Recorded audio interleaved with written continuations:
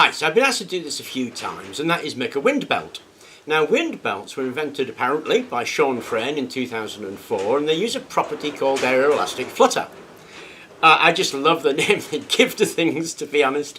I mean, all it actually means is if you hold a wet rag out in the wind, it'll flutter about, and that's something we all know, but it now has a scientific name, so that's awesome. Anyway, this aeroelastic flutter, if we take a bit of something and hold it in the wind, it'll waggle. If we can attach something to that and make that waggle in a coil, then we're going to be able to make it generate. And that's exactly what Sean Frayne did. But in order to make this thing, we need a couple of bits. And the first bit we're going to use is a broken hard drive. Hard drives are awesome. They're full of tons of stuff. There's a load of projects you can do for them, and I happen to have a broken one, and we're going to use that. So we're going to use a broken hard drive. The other thing we're going to use is this. This is an LTO tape. It's an LTO3, this one. They come in a whole range of sizes, and when you crack that case open, what you get is a spool of very tough plastic. This is polyethylene naphthalate, I think. It's related to polyethylene tetraphthalate, but it's much stronger and it's stable in water and stretch. And these things are meant to be run for tens, if not 20,000 times, so they're really resistant to stretch, and so they'll flutter nicely without slackening off. And the next thing we need is my old favourite, builder's board. This stuff is PVC coated foam. And the good thing about this is it cuts with just about anything, from a trimming knife to a handsaw to a circular saw. When you want to fix it together, you use crazy glue, super glue, and the bond between the bits you're fixing is actually stronger than the original board, and it's nice and rigid. So we're going to use a length of this, an old hard drive, and a bit of LTO tape. Okay, let's get on with that and have a look at that hard drive. Okay, so these things always look pretty much the same actually when you get them out of the caddy or the container. They look like that. That's the top cover, there's the control board, and what we need to do is remove these screws. These will be sometimes different. This one's a Torx fitting, and we just undo the screws. Okay, there's sometimes a hidden screw beneath the label. That's to make sure that they can get you if you void the warranty. Once you've undone those screws, just lift the top up, and that's the inside of it. That's the actual disc there where all data is recorded. That's the drive motor, and that's the read-write head. And it's that bit that we're actually after. This read-write head, along with the coil at the bottom and the magnet setup. Those bits are the bits we want. Okay, so we've removed the armature.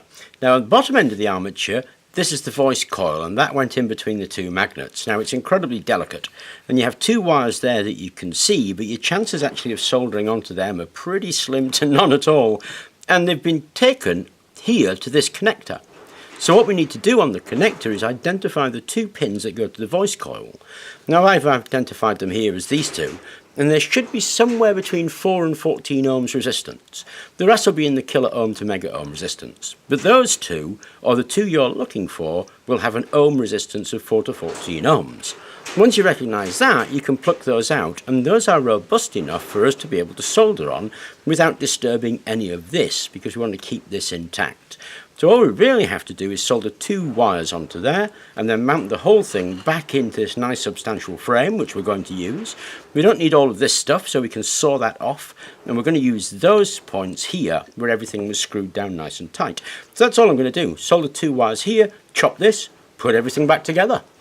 Okay, that's it. We've chopped that bit off.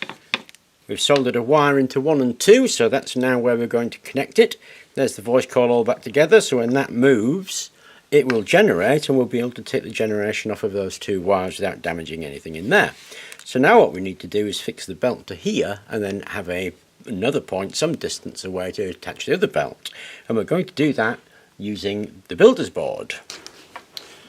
Okay, so it's pretty obvious what I've done. I've taken a bit of the builder's board, I've cut a piece out, I've cut a slot in there. That slot's 32mm. And then on the other side, I've bolted that arrangement to the side with 3 bolts, and that's 32mm because that's the range that will actually move by. So we've got a little rod here. The tape will go here to here, and we'll be able to wind the tape around on that. I'm just going to fix it onto that with a little bit of sellotape. And that is just a bit of builder's board jammed onto the end of the armature of the read-write head. So all I've got to do really is put a bit of this tape on with some sellotape, and then we can take it in the wind and see if we can get something working. Okay, and that's it finished with its LTO wind belt. So remember, this is a bit of LTO tape. It's surprisingly responsive to the tension of that tape actually, so that tensioner really helps, just being able to twist it. And it's just a bit of rod jammed in there. But I'm going to connect it up and we're going to simulate the wind by turning a hairdryer on it, because I've got it to read the amp readings here on my meter, and we'll see what kind of power we can get out of this just by turning a hairdryer on it.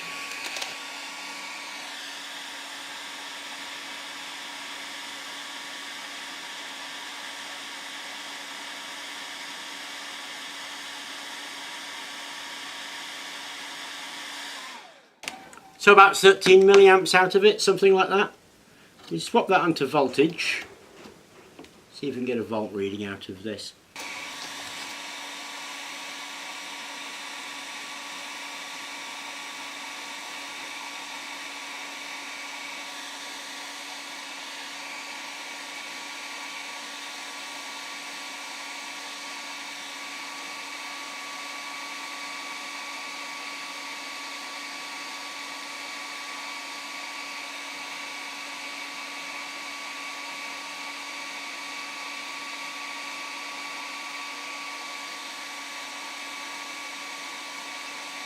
Okay, so it does seem to be very sensitive to wind direction, particularly when it's a slot like this, and also to the tension of the belt. But it actually works. It generates a few millivolts, a few milliamps at a few hundred millivolts. This is actually a polypropylene strapping. We're going to use it as our belt, and there's a whole load of things you can use as a belt. I've seen people use videotape, I've seen people use bits of inner tube. I'm going to use this. Okay, so I've taken a piece of plywood and I've cut this slot down with a centre line. So I put the centre line, cut out a couple of holes, joined the holes up with the jigsaw, making my slot.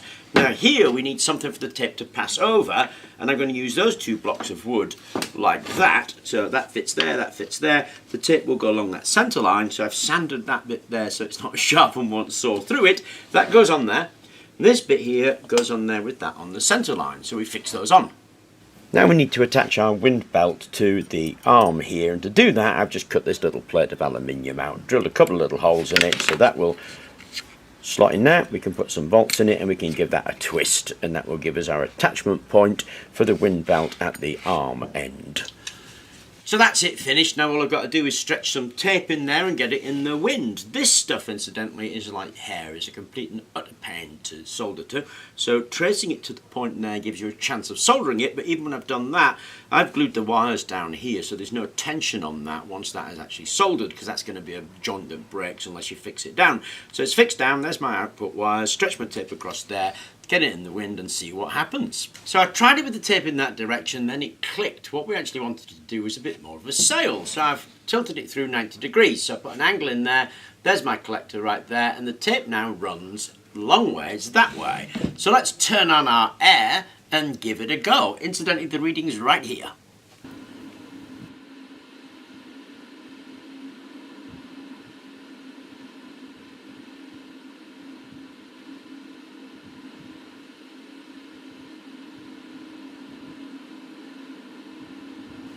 So 0.7 of a volt, that's actually quite impressive. Anyway, there's how to build a wind belt out of scrap. Anyway, I hope you enjoyed the video. Thank you very much for watching, and please remember to like and subscribe.